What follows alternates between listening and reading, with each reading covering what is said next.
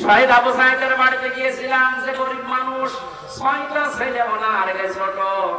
ওনার বাবা মানে বলছিল যে অবস্থায় ওদের বাড়ি ঘর দেখলাম, আমার মনে হয় 3 বেলা পেট করে খাবার খাওয়ার মতো পরিবার না। আল্লাহ তার জীবনটা এত বেশি পছন্দ করেছিলেন, সাধারণভাবে মরণ যায়নি। এত সাহস তার বুকের ভেতরে দিয়েছিলেন, জালেমদের সামনে জীবনটা দিয়ে শাহাদত বরণ করে কিয়ামত পর্যন্ত জান্নাতি খাবার খাবে। কোনো সন্দেহ নেই যে কিয়ামত পর্যন্ত আল্লাহ খাওয়াবে। কারণ যেহেতু মরে না, জীবিত থাকে, আর জীবিত থাকলে খাওয়া লাগে, খাওয়া লাগে না? আর খেলে রক্ত গোশত তৈরি হয়, খাবার খেলে মানুষের রক্ত গোশত তৈরি হয়। ওই দিন আমার মা দিন রাতের বেলা গিয়েছিলাম, ওখানে রাত 9:30টার পরে অনুষ্ঠান ছিল আমার গাইবান্ধার গোবিন্দগঞ্জে। ওখানে এসে উঠলাম, জেলা আমির সাহেব এসে আমার বলছে, আমির হামজা 1 মাস আগে এখানে সাপ্লের নামে একামতের দিকের একজন ওকে মেরে ফেলা হয়েছিল। 1 মাস পরে ওর কবর পড়ে কবর ভেঙে গেছে বৃষ্টিতে। দেখলাম ওর কবরের ভেতর থেকে তাজা রক্ত পাওয়া যাচ্ছে। আল্লাহর কসম করে বলছি, কোরআনের আয়াত আমি 100 ভাগ বিশ্বাস করি। শাহাদাত বরণ করলে সত্যি এরা কিন্তু মরে না, এরা জীবিত। আর জেগে থাকলে যেহেতু খাওয়া লাগে, আর খেলে মানুষের রক্ত গোশত চর্বি চামড়া তৈরি হয়। 1 মাস পরে জন্য কবর ভেঙে যাওয়ার পরে দেখা যাচ্ছে ওর রক্ত, টাটকা রক্ত। তার মানে আল্লাহ 1 মাস তাকে না খাওয়িয়ে রাখে না। না খাওয়িয়ে রাখলে তো পাওয়া যেত না। কথা বলে না কেন? একটা বাস্তব আর একটা প্রমাণ দিচ্ছি, হাদিস। হযরত হামজা রাদিয়াল্লাহু তাআলা আনহু, তার একটা ছোট্ট মেয়ে ছিল। সে শহীদ হওয়ার পরে নবীজির কাছে এসে বলেছিল, ভাই আমার বাবা যে শহীদ হয়েছে, আপনার মুখে আমি শুনেছি কোরআনে আছে যে শহীদরা মরে না, জীবিত, ওরা নাকি জান্নাতে ঘুরে বেড়ায়। আমার বাবা যে শহীদ হয়েছে জীবিত, আমি এটা দেখতে চাই। নবীজি বললেন, বোন আমার কি করে দেখাবো এখানে তোমাকে? হঠাৎ করে ছোট মেয়েটা আকাশের দিকে তাকিয়ে বলছে, আব্বু আমি এখানে। নবীজি বলছেন, বোন কাকে ডাক দাও? বলছে, আব্বু ওই যে পাখা লাগিয়ে কার সাথে যেন উঠতেছে। বিশ্ব নবী বলেন, বোন আমার, ওটা দুনিয়া না, ওটা জান্নাতের ভেতরে তোমার বাবা জান্নাতের পাখি হয়ে উঠতেছে। এই লোকটাকে 70 টুকরা করা হয়েছিল, এক লজ্জা স্থান কেটে 3 টুকরা করেছে। বিভিন্ন জায়গায় ছড়িয়ে ছিটিয়ে দিয়েছে, উহুদের ময়দানে, পাহাড়ি এলাকায়। সাহাবায়ে কেরাম তার লাশ টুকরা টুকরা গুলো এনে যখন এক জায়গায় করলেন, কয়েকটা টুকরা পাওয়া যায়নি, এমন দূরে দূরে তারা ফেলে দিয়েছে। নবীজি নিজের চাদরটা দিয়ে হযরত হামজাকে ঢেকে দিলেন।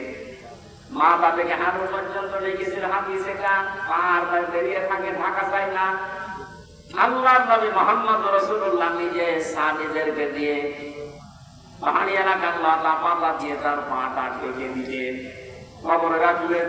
যেহেতু সাহাব, তার জন্য কাফন দাফনের জন্য ধোয়ানোর কোন লাশ ধোয়ানোর সিস্টেম নেই। শহীদরা মরে গেলে ধোয়ানো লাগে না, যেভাবে ইন্তেকাল করবে, শাহাদাত বরণ করবো, ওইভাবেই কবর দেওয়া লাগবে।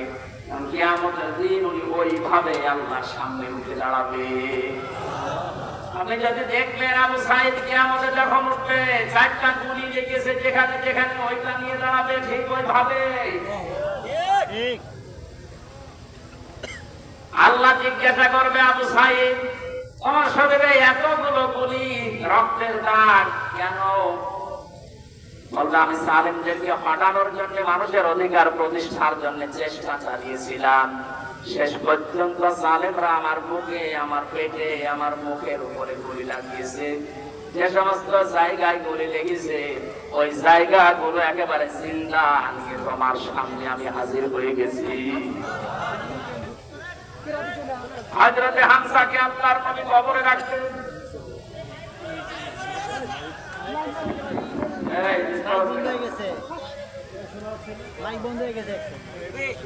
ডাক দিয়ে বলেন হামজাকে, রব্বুল আলামিন এই যে আমার চাচাকে আমি কবরে রাখলাম, এখন পর্যন্ত আমার চাচার উপরে আমি রাজি আছি, খুশি আছি।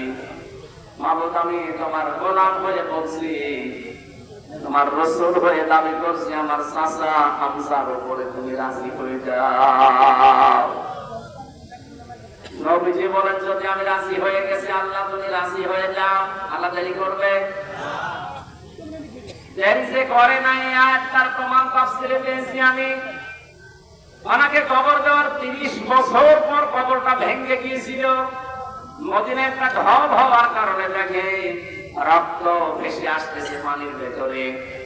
ওই সময় হযরতে হামজার সাথে যারা ছোট বয়সে যুদ্ধ করেছিল তারা এখন মুরব্বী হয়ে গেছে। রক্ত অনুসন্ধান করতে করতে গিয়ে দেখে 30 বছর আগে মুহাম্মদুর রাসূলুল্লাহর চাচা হযরতে হামজাকে ওরা সেখানে যেখানে আঘাত করেছিল তরবারি দিয়ে, ওই জায়গাগুলো দিয়ে ফিনকি দিয়ে রক্ত বের হচ্ছে। বাংলার মুসলমানেরা ভালোভাবে মিলান, আল্লাহ যে আহয়াউন দিয়ে শেষ করেননি, ইনদা রাব্বিহিম ইরযাকুন, তারা তো জীবিত এবং খাবার খায়। উনি যে খাবার খেয়েছে তার প্রমাণ 30 বছরের কাঁচা রক্ত। কথা বলেন না কেন? এজন্য কোনদিনই ধারণা করবেন না যে যারা শহীদ হয়ে গেল এরা মরে গেছে, বলবেন তো নাই, ধারণা করা যাবে না। এই শহীদদের আত্মার মাগফিরাত আল্লাহ ওদেরকে এমনিতেই মাফ করে দিয়েছেন। কারণ কি? ওয়ালিয়াকুলামাল্লাহুল্লাযীনা আমানু ওয়া ইয়াত্তাখিযা মিনকুম শুহাদা আল্লাহু লা ইউহিব্বুজ যালিমিন। রব্বুল আলামিন বলেন, কিছু মানুষকে আমি সাধারণভাবে মরণ দিতে চাই না, যার ঈমান এবং যার অ্যাক্টিভিটিস কাজকর্ম আমার কাছে পছন্দ হয়, ওই মানুষটাকে আমি আল্লাহর শাহাদাতের মরণ দিয়ে ধন্য করে দেই। আর জেনে রাখো আয়াতের শেষের কথা, আল্লাহু লা ইউহিব্বুজ যালিমিন, কোন জালেমকে আমি ভালোবাসছি না, বাসবো না। এটা মোজারে বর্তমান ভবিষ্যৎ, প্রেজেন্ট ফিউচার। এখানে জালেম যারা, তাদের কপাল বড় খারাপ। আপনার দুনিয়াও শেষ, আখিরাত তো শেষই। আমি দোয়া করলেও হবে না।